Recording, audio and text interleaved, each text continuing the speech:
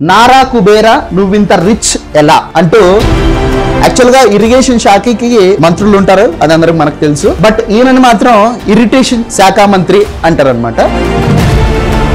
వైఎస్ఆర్సీపీలో ఉన్నటువంటి ఒక బఫూన్ ఈయన. ఈ బఫూన్ గడు మాట్లాడుతూ ఏమంటాడంటే, నారా చంద్రబాబు నాయుడు గారు వాళ్ళ తల్లిదండ్రులకి 2 ఎకరాలు ఉన్నాయి ఆస్తులు. ఇవన్నీ ఎక్కడి నుంచి వచ్చాయి వీళ్ళకి? రాజారెడ్డి గారు ఏమైనా కానీ జమీందారీ వంశమా? అసైన్డ్ భూములు కబ్జాలు చేసుకున్న మాట వాస్తవమే అని చెప్పేసి రాజశేఖర రెడ్డి గారు చెప్పిన మాట అబద్ధమా? హాయ్ హలో అందరికీ నమస్కారం. ముందుగా అందరికీ నూతన సంవత్సర శుభాకాంక్షలు, హ్యాపీ న్యూ ఇయర్. నిన్న ADF సంస్థ దేశంలోనే రిచెస్ట్ సీఎం నారా చంద్రబాబు నాయుడు అంటూ ఒక రిపోర్ట్ రిలీజ్ చేసింది అనమాట. ఆ రిపోర్ట్ వచ్చి రాగానంటే మన సాక్షి ఇంకా మీకు అందరికీ తెలుసు కదా, మొదలు పెట్టేసింది అనమాట. అందులో ఏమని రాశారో ఒకసారి చూద్దాం మనం. నారా కుబేరా నువ్వింత రిచ్ ఎలా అంటూ మన బుడబుక్కల ఈశ్వర్ ఒక పెద్ద ఎడిటోరియల్ స్టార్ట్ చేసాడు. ఇక మన కోడిగుడ్డు శాఖ మంత్రి గుడివాడ అమరం గారు పూర్ టు రిచ్ పాల వ్యాపారం చేసి 960 కోట్ల అంటూ నోరెళ్ళ పెట్టారు. ఇక మన ఇరిటేషన్ శాఖ మంత్రి అంటారు ఈయనని. యాక్చువల్ గా ఇరిగేషన్ శాఖకి మంత్రులు ఉంటారు, అది అందరికి మనకు తెలుసు. బట్ ఈయనని మాత్రం ఇరిటేషన్ శాఖ మంత్రి అంటారు అనమాట. ఈయన మాట్లాడుతూ సీఎంలలో అత్యంత ధనవంతుల్లో బాబు 2 ఎకరాల నుంచి 2000 కోట్లు చంద్రబాబుపై అంబటి కామెంట్స్ అని పెట్టేసి అన్నాడు అనమాట. ఇక వైఎస్ఆర్సీపీలో ఉన్నటువంటి ఒక బఫూన్ ఈయన.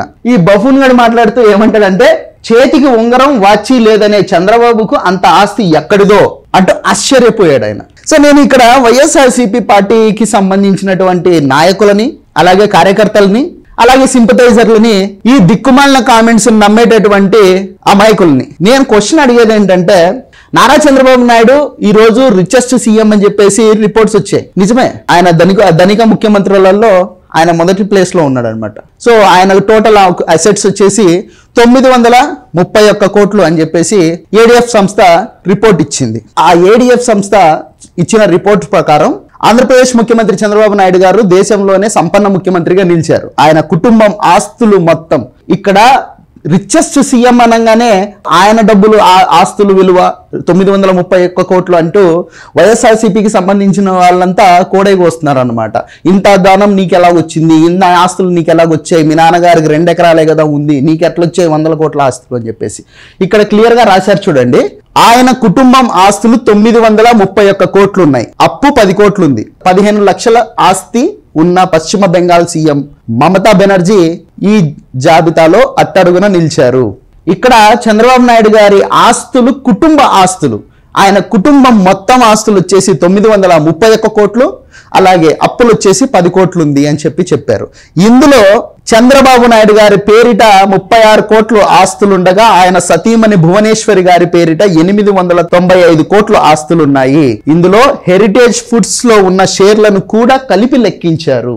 ఇక్కడ చంద్రబాబు నాయుడు గారి పేరు మీద ఉన్నటువంటి ఆస్తులు 36 కోట్లు అయితే, చంద్రబాబు నాయుడు గారి సతీమణి నారా భువనేశ్వరి గారి పేరు మీద ఉన్నటువంటి ఆస్తుల సంఖ్య 895 కోట్ల రూపాయలు అని ADF సంస్థ వివరంగా ఒక రిపోర్ట్ ఇవ్వడం జరిగింది. ఇక రాజశేఖర రెడ్డి గారి కుటుంబ ఆస్తుల గురించి మాట్లాడుకుందాం. ఇంతసేపు నారా చంద్రబాబు నాయుడు గారికి సంబంధించినటువంటి ఆస్తుల గురించే మాట్లాడుకుందాం. ఇప్పుడు రాజశేఖర రెడ్డి గారి ఆస్తుల గురించి కూడా మాట్లాడుకుందాం. ఎందుకంటే ఏదైనా కానీ ఒక వార్త అనేది ఎవరైనా చెప్పినప్పుడు గుడ్డిగా నమ్మడం కాదండి, 2 వైపుల నుంచి కూడా మనం ఆలోచించాల్సి ఉంటుంది అనమాట. ఫస్ట్ పాయింట్ ఏంటంటే, నారా చంద్రబాబు నాయుడు గారు వాళ్ళ తల్లిదండ్రులకి 2 ఎకరాలు ఉన్నాయి ఆస్తులు. ఆ 2 ఎకరాలు ఈ రోజు 900 కోట్ల ఆస్తులు అని చెప్పేసి ఇష్టం వచ్చినట్లు పేలుతున్నారు అనమాట వైఎస్ఆర్సీపీ పార్టీకి సంబంధించిన వాళ్ళు. నేను స్ట్రైట్ గా అడుగుతున్నది ఒకటే క్వశ్చన్, రాజశేఖర రెడ్డి గారు పుట్టుకతోనే ఏమన్నా గానీ జమీందారా? ఆయన పుట్టినప్పుడు ఆయనకి ఏమైనా 100 కోట్ల ఆస్తులు ఉన్నాయా? రాజశేఖర రెడ్డి గారు 2009 అఫిడవిట్ లో ఆయన దాఖలు చేసినటువంటి ఆస్తుల విలువ ఎంత తెలిసిన అండి? ఒకసారి చూడండి, 1 కోటి రూపాయలు. ఇది రాజశేఖర రెడ్డి గారి అఫిడవిట్, ఎన్నికల అఫిడవిట్. రాజశేఖర రెడ్డి గారు 2009లో ఆయన స్వహస్తాలతో సంతకాలు పెట్టి ఎలక్షన్ కమిషన్ కి ఇచ్చినటువంటి ఎలక్షన్ అఫిడవిట్ ఇది. అందులో ఆయన మెన్షన్ చేసినటువంటి ఆస్తుల వివరాలు 1 కోటి రూపాయలు. మరి 100 కోట్ల ఆస్తి జమీందారుడైనప్పుడు 1 కోటి రూపాయల ఆస్తి అని ఎందుకు రాసుకుంటాడండి? ఇదే రాజశేఖర రెడ్డి గారు ముఖ్యమంత్రి అయిన తొలినాళ్లలో ఒక NDTV రిపోర్టర్ కి ఇచ్చినటువంటి ఇంటర్వ్యూలో మాట్లాడుతూ, మాకు కొన్ని 100 ఎకరాలు ఉన్నాయి, అని కూడా చెప్తాడు. అదే రిపోర్టరు రాజశేఖర్ రెడ్డి గారిని ఇందులో మీరు కబ్జాలు చేసినటువంటి అసైన్డ్ భూముల విలువలు ఎంత, మీరు కబ్జాలు చేశారు అంటే రాజశేఖర్ రెడ్డి గారు మాట్లాడిన మాట ఇప్పటికీ అందరికీ గుర్తుంటుందండి. అవును, మా నాన్న రాజారెడ్డి గారు ఎస్సీలకి ఎస్టీలకి సంబంధించినటువంటి అసైన్డ్ భూములు కబ్జాలు చేసుకున్న మాట వాస్తవమే. మా అండర్లో ఇప్పటికీ ఆ అసైన్డ్ భూములు కడప జిల్లాలో 100 ఎకరాల కింద ఉన్నాయి అని చెప్పేసి రాజశేఖర్ రెడ్డి గారు చెప్పిన మాట అబద్ధమా? ఇక దేశంలోనే కాదు, ప్రపంచంలోనే కాదు, సమస్త భూమండలంలోనే కాదు, ముల్లోకాలలో కూడా లేనటువంటి అత్యంత నిజాయితీపరుడు మన జగన్మోహన్ రెడ్డి గారి గురించి ఒకసారి చూసుకుందాం.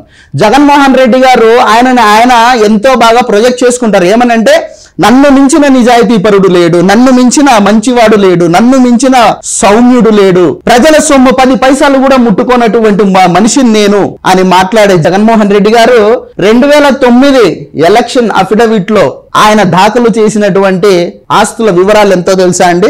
80 కోట్లు, 72 కోట్లు ప్లస్ 7 కోట్లు, మొత్తం 80 కోట్ల రూపాయలు ఆయన 2009 ఎన్నికల అఫిడవిట్ లో ఆయన దాఖలు చేశాడు. 2004లో హైదరాబాద్ లో ఉన్నటువంటి ఒక ఇంటిని అమ్ముకోవడానికి నానా కష్టాలు పడ్డటువంటి రాజశేఖర్ రెడ్డి గారి కుటుంబం 2009 ఎలక్షన్ వచ్చే నాటికి 80 కోట్ల రూపాయల ఆస్తులు, కుటుంబ ఆస్తులు కాదండి, ఇవి కేవలం జగన్మోహన్ రెడ్డి గారి ఆస్తులు మాత్రమే.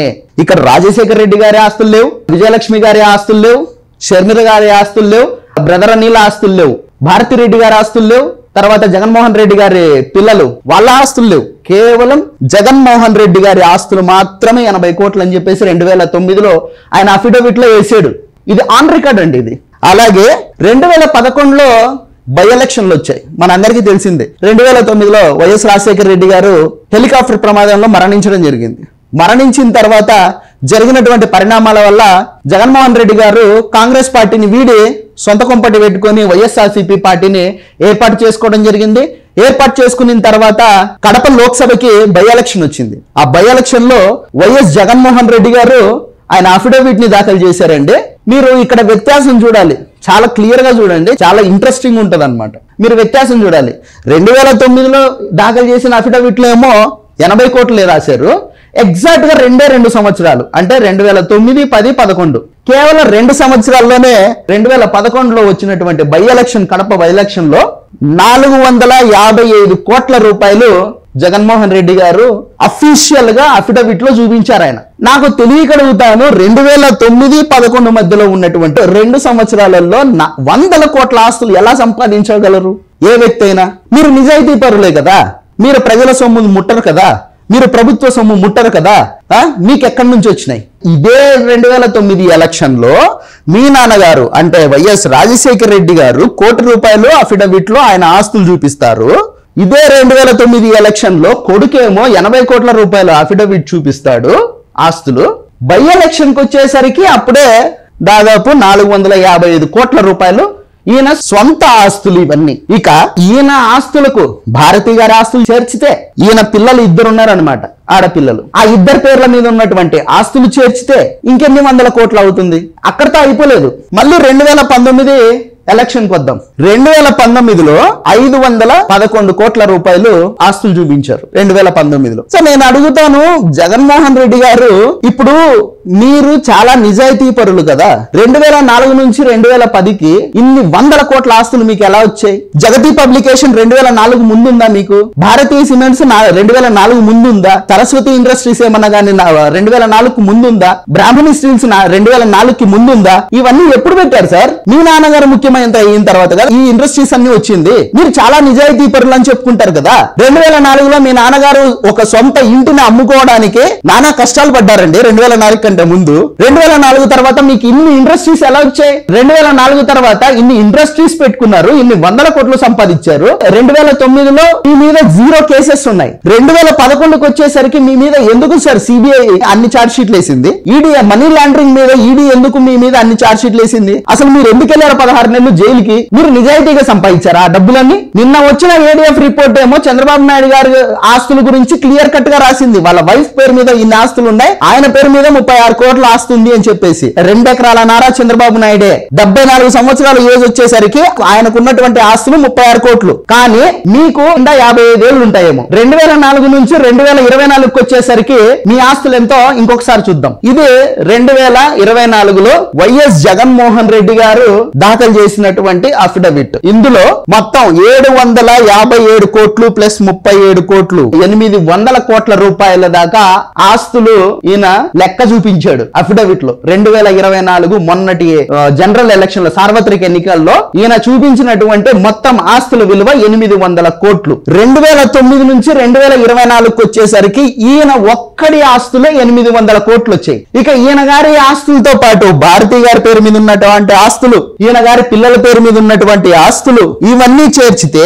ఎన్ని వేల కోట్ల ఆస్తి అవుతుంది? ఇవన్నీ ఎక్కడి నుంచి వచ్చాయి వీళ్ళకి? రాజారెడ్డి గారు ఏమైనా గానీ జమీందారి వంశమా? ఇన్ని 100 కోట్ల ఆస్తులు ఈయనకొక్కడికి ఎలాగొచ్చాయి? వీళ్ళు వచ్చి మాట్లాడతారు నారా చంద్రబాబు నాయుడు గారి గురించి. జగన్మోహన్ రెడ్డి గారు మీకే చెప్తున్నాను డైరెక్ట్ గా, నారా చంద్రబాబు నాయుడు గారి వాళ్ళ నాన్నగారు 2 ఎకరాల ఆసామే, ఇప్పటికే ఆయన దగ్గర 2 ఎకరాలే ఉండాలనేది మీ యొక్క లాజిక్. ఆ లెక్కన రాజశేఖర రెడ్డి గారు 1 కోటి రూపాయలు చూపించారు. మీ లాజిక్ ప్రకారం అయితే ఇప్పటికి మీ దగ్గర 1 కోటి రూపాయలే ఉండాలి కదా. మీకు ఎక్కడి నుంచి వచ్చాయి ఇన్ని 100 కోట్ల ఆస్తులు? మీరు చేస్తే ఏమో తెలివితేటలు, వ్యాపార దక్షత. ఆయన వ్యాపారం చేసుకుంటే మాత్రం దోపిడీనా? చెప్పండి సార్. మీరు చేస్తే ఏమో వ్యాపార దక్షత, బిజినెస్ మైండెడ్, ఆయన చేస్తే ఏమో దోపిడీ. ఇంత చేసి చంద్రబాబు నాయుడు గారి మీద ఏ మనీ లాండరింగ్ కేసులు లేవండి. ఆ మనీ లాండరింగ్ కేసులు దొంగ సూట్ కేసు కంపెనీలు పెట్టి డబ్బులు దోచుకున్నది, 1000 ఎకరాలు భూములు దోచుకున్నది ప్రభుత్వానికి సంబంధించినవి మీ మీద ఉన్నాయి సార్ కేసులు, ఆయన మీద లేవు. నారా చంద్రబాబు నాయుడు గారి మీద మనీ లాండరింగ్ కేసులు ఏం లేవు. దొంగ సూట్ కేసు కంపెనీలు పెట్టి ఆ డబ్బులు మళ్లించి ఆయన మీద అటువంటి కేసులు ఏం లేవు. ఇన్ఫాక్ట్ ఇంకా చెప్పాలంటే నారా చంద్రబాబు నాయుడు గారికి అవినీతి బురద